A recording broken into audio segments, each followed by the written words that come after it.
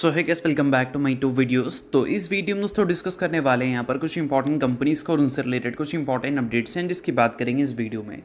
तो चलिए दोस्तों वीडियो की शुरुआत करते हैं। सबसे पहली कंपनी की बात करते हैं। पहली कंपनी का नाम है Mazagon dock ship builders limited. But इसको डिस्कस करने से पहले अगर आपने अभी तक चैनल को सब्सक्राइब नहीं किया है तो चैनल को सब्सक्राइब करके बेल आइकन को प्रेस कर लो और टेलीग्राम चैनल को भी ज्वाइन कर लो, जिसका लिंक आपको डिस्क्रिप्शन में देखने को मिल जाएगा। और एक डिस्क्लेमर भी है, जो भी कंपनी से रिलेटेड न्यूज़ एंड अपडेट्स हम लोग कवर करेंगे वो सारी न्यूज़ एंड अपडेट्स सिर्फ और सिर्फ एजुकेशन पर्पस के लिए है, सीखने के लिए है। तो इसको किसी भी तरह का इन्वेस्टमेंट एडवाइस मत समझना, आप खुद से रिसर्च और एनालिसिस भी कर सकते हैं। चलिए दोस्तों वीडियो की शुरुआत करते हैं। सबसे पहले बात करते हैं मैज़गॉन डॉक शिप बिल्डर्स से रिलेटेड कुछ इंपॉर्टेंट न्यूज़ एंड अपडेट्स के बारे में। सो दोस्तों आप सभी को पता है कि हाल ही में कंपनी ने अपने अर्निंग्स को रिपोर्ट किया था। अर्निंग्स में अगर कंपनी के नंबर्स को देखें, लाइक कंपनी के प्रॉफिट, तो वहाँ पर 28% की काफ़ी अच्छी जंप हमें देखने को मिली थी। साथ में कंपनी ने दोस्तों इंटरिम डिविडेंड का भी अनाउंसमेंट किया था, जिसका रिकॉर्ड डेट वगैरह भी कंपनी ने फिक्स कर दिया था। वो ऑलरेडी पास हो चुका है, तो उसके बारे में हम लोग बात नहीं करेंगे। तो प्रॉफिट ग्रोथ हमें डबल डिजिट से देखने को मिली थी, बट उसके कंपैरिजन में अगर हम रेवेन्यू ग्रोथ की बात करें तो वहाँ पर सिर्फ सिंगल डिजिट की ग्रोथ हमें विटनेस करने को मिला था, और वो नंबर था 6.3% का। और इबिट्टा की बात करें तो वहाँ पर 36% की ग्रोथ हमें विटनेस करने को मिली थी। तो रेवेन्यू के कंपैरिजन में प्रॉफिट ग्रोथ ज़्यादा इसलिए भी देखने को हमें मिला क्योंकि इस बार कंपनी को कोई प्रोविजन का इम्पैक्ट फेस करना नहीं पड़ा था, और साथ में कंपनी के जो मार्जिन है पिछले साल 18.5% था, जो कि बढ़कर 23.7% हो गए हैं। इस वजह से कंपनी के प्रॉफिट ग्रोथ काफ़ी बेटर देखने को मिले रेवेन्यू ग्रोथ के कंपैरिजन में। बट ये सारी चीज़ें तो चलो Q2 के पार्ट थे, बट उसके साथ कंपनी ने कुछ गाइडेंस भी दिया था अपने 26 के फाइनेंशियल ईयर को लेकर और 27 के फाइनेंशियल ईयर को लेकर, तो उसकी हम लोग बात करेंगे। तो 2026 के फाइनेंशियल ईयर को लेकर अगर हम बात करें, कंपनी का रेवेन्यू गाइडेंस क्या है, तो वो है 12,500 करोड़, यानी कि 12,500 करोड़ का रेवेन्यू कंपनी रिपोर्ट कर सकती है 2026 के फाइनेंशियल ईयर में। बट अगर हम बात करें नियर टर्म यानी कि 27 के फाइनेंशियल ईयर के बारे में, तो 26 में जो रेवेन्यू हमें देखने को मिलेगा वहाँ से 27 के फाइनेंशियल ईयर में सिर्फ और सिर्फ 5% की ही रेवेन्यू ग्रोथ हमें देखने को मिलेगी। यानी कि मान लो अगर 26 में 12,500 करोड़ का रेवेन्यू दिखता है तो 27 में 13,000 करोड़ के थोड़ा सा ऊपर रेवेन्यू आपको देखने को मिलेगा, 100 करोड़ से लेकर 500 करोड़ तक। ठीक है।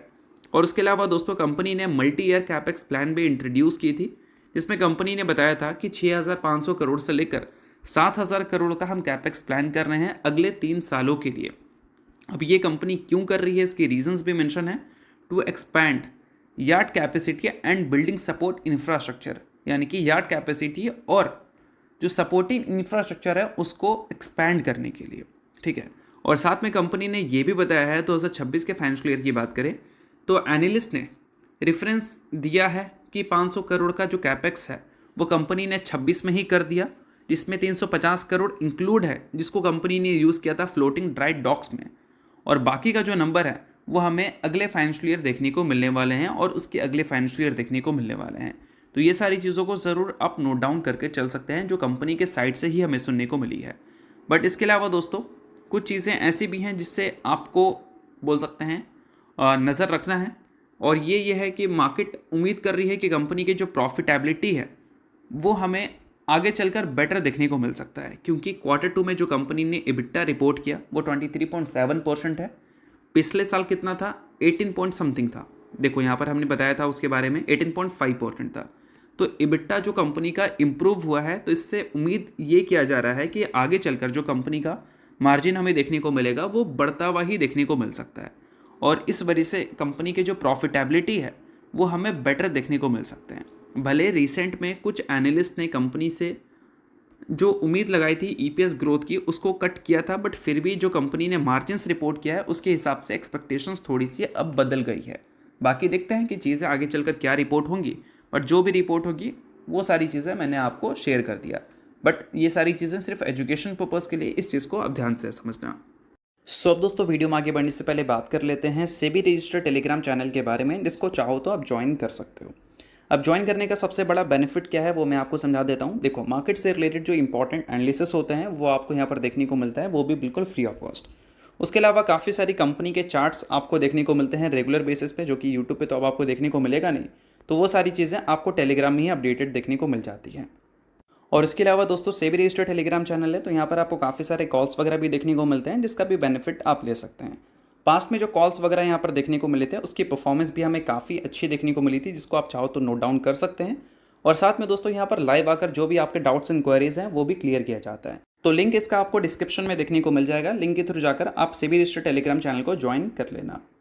तो चलिए इसके अलावा बात करते हैं अगली कंपनी के बारे में। सो अगली कंपनी का नाम है हिंदुस्तान एरोनॉटिक्स लिमिटेड यानी कि HAL।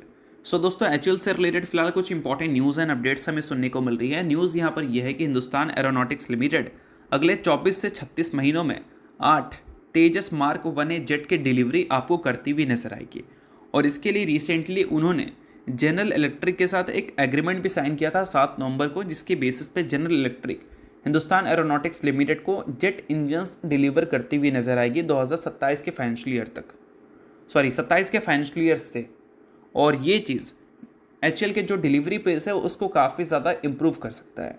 अब देखो HAL का जो टोटल ऑर्डर बुक है उसमें एक काफ़ी बड़ा वेटेज तेजस का है, और इसकी डिलीवरी अगर ये करती है तो इससे इनका जो रेवेन्यू ग्रोथ है वो काफ़ी बेटर हमें देखने को मिलेगा। तो यहाँ जो न्यूज़ है कि अगले 2 से 3 सालों में 8 तेजस की डिलीवरी हमें देखने को मिलेगी, ये काफ़ी अच्छी न्यूज़ है बिजनेस पॉइंट ऑफ व्यू से अगर हम देखें तो।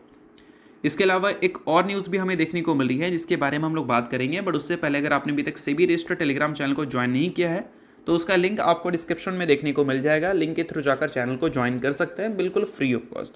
और यहाँ पर काफ़ी कुछ न्यूज़ एंड अपडेट्स मिलता है जो कि आपके लिए काफ़ी ज़्यादा यूजफुल रह सकता है। तो लिंक डिस्क्रिप्शन में है, बिल्कुल free of cost SEBI registered Telegram channel को आप ज्वाइन कर लो।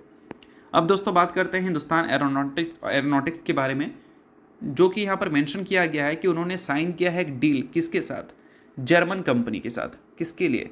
चॉपर सेफ्टी सिस्टम के लिए। तो बेशक ये न्यूज़ भी काफ़ी इंटरेस्टिंग और अच्छी न्यूज़ हम बोल सकते हैं बिजनेस पॉइंट ऑफ व्यू से। जर्मन कंपनी के साथ इन्होंने डील साइन किया है चॉपर सेफ्टी सिस्टम के लिए। और इसके अलावा दोस्तों एक और आर्टिकल पब्लिश हुआ है जिसमें ये मेंशन किया गया है कि अगर हम बात करें HAL की, तो HAL वो डिफेंस जायंट में से एक है जिसके ऊपर कर्जे के नाम पे तो कुछ भी नहीं है, यानी कि जीरो डेट है कंपनी के ऊपर। बट अगर हम बात करें कंपनी के कैश के बारे में तो वो हमें 36,000 करोड़ तक का देखने को मिलता है। तो फाइनेंशियली कंपनी काफ़ी ज़्यादा स्टेबल देखने को मिलती है। और अभी रिसेंटली जो कंपनी ने बताया था कि हम हर साल 3,000 करोड़ का कैपेक्स करेंगे, उसको करने के लिए कंपनी पूरी तरह से कैपेबल भी है। अगर हम बात करें कंपनी के बैलेंस शीट के बारे में तो वहाँ पर कंपनी की फिक्स एसेट्स हमें देखने को मिलते हैं।